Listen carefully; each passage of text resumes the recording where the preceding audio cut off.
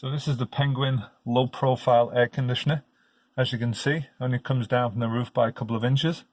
You got two vents, one here on the front, one here on the back. So if you're sitting down on the couch or you're in bed, one of these vents does point down, keep you nice and cool. You got a few different settings over here. I'm going to turn it on right now so you can see how loud it is. That's on the low setting, cool right there. You got the medium and you got the high, and then you got the maximum cool. Over here you have another setting as well. Right now it's on cool. This is where you can fine tune it a little bit. You can dial it back a little bit warmer, a little bit warmer, a little bit warmer, but it's still on air conditioning. Or you can go all the way to ice cold.